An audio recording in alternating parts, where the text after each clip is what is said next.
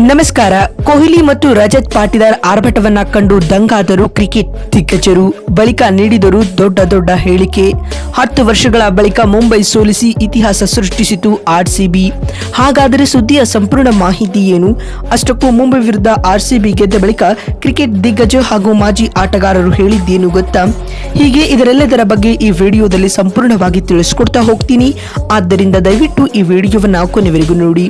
ಆದರೆ ಅದಕ್ಕಿಂತಲೂ ಮುನ್ನ ನೀವು ಕೂಡ ಆರ್ಸಿಬಿ ತಂಡದ ಅಪ್ಪಟ ಅಭಿಮಾನಿಯಾಗಿ ಈ ವಿಡಿಯೋವನ್ನ ನೋಡುತ್ತಿದ್ದರೆ ತಪ್ಪದೆ ಈ ಕೂಡಲೇ ಈ ವಿಡಿಯೋಗೊಂದು ಲೈಕ್ ಮಾಡಿ ಹಾಗೂ ನಮ್ಮ ಚಾನೆಲ್ಗೊಂದು ಸಬ್ಸ್ಕ್ರೈಬ್ ಮಾಡಿ. ಹೌದು, ರಾಯಲ್ ಚಾಲೆಂಜರ್ಸ್ ಬೆಂಗಳೂರು ಹಾಗೂ ಮುಂಬೈ ಇಂಡಿಯನ್ಸ್ ನಡುವಿನ ಐಪಿಎಲ್ 20ನೇ ಹಾಗೂ ರಣರೋಚಕ ಪಂದ್ಯದಲ್ಲಿ ಆರ್ಸಿಬಿ ತಂಡ 12 ರನ್ಗಳ ರೋಚಕ ಗೆಲುವು ದಾಖಲಿಸುವ ಮೂಲಕ ಮುಂಬೈ ತಂಡಕ್ಕೆ ತವರಿನಲ್ಲೇ ಸೋಲಿನ ಶಾಕ್ ನೀಡಿದೆ.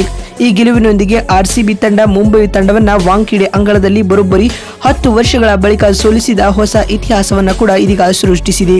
ಇದಕ್ಕೂ ಮುನ್ನ ಈ ಒಂದು ಪಂದ್ಯದಲ್ಲಿ ಟಾಸ್ ಸೋತು ಮೊದಲು ಬ್ಯಾಟಿಂಗ್ ಮಾಡಿದ ರಾಯಲ್ ಚಾಲೆಂಜರ್ಸ್ ಬೆಂಗಳೂರು ತಂಡ ನಿಗದಿತ 20 ಓವರ್ಗಳಲ್ಲಿ 5 ವಿಕೆಟ್ ಕಳೆದುಕೊಂಡು 221 ರನ್ ಕಲೆ ಹಾಕಿತು. ಸ್ನೇಹಿತರೆ, ತಂಡದ ಪರ ಮಾಜಿ ನಾಯಕ ವಿರಾಟ್ ಕೊಹ್ಲಿ 67 ರನ್ ಹಾಗೂ ಹಾಲಿ ಕ್ಯಾಪ್ಟನ್ ರಜತ್ ಪಾಟಿದಾರ್ 64 ರನ್ ಬಾರಿಸಿದರೆ ಈ ಗುರಿಯನ್ನ ಬೆನ್ನಟ್ಟಿದಂತಹ ಮುಂಬೈ ಇಂಡಿಯನ್ಸ್ ತಂಡವು ನಿಗದಿತ 20 ಓವರ್ಗಳಲ್ಲಿ ಕೇವಲ 209 ರನ್ ಕಲೆ ಹಾಕಲಷ್ಟೇ ಶಕ್ತವಾಯಿತು.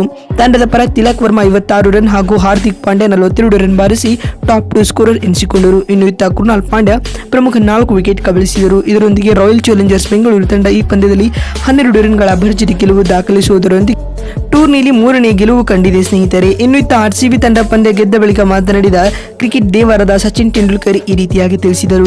ಇಷ್ಟು ಬ್ಯಾಲೆನ್ಸ್ಡ್ ಆಗಿರತಕ್ಕಂತ ಆರ್ಸಿಬಿ ತಂಡವನ್ನ ಕಳೆದ 17 ಸೀಸನ್ಗಳಲ್ಲಿ ನಾನು ನೋಡಿರಲಿಲ್ಲ. ಈ ಬಾರಿಯ ಐಪಿಎಲ್ ನಲ್ಲಿ ಆರ್ಸಿಬಿ ತಂಡ ಎಲ್ಲ ವಿಭಾಗಗಳಲ್ಲಿಯೂ ಅತ್ಯಂತ ಬಲಿಷ್ಠ ಟೀಮ್ ಆಗಿ ಕಾಣಿಸಿಕೊಳ್ಳುತ್ತಿದೆ.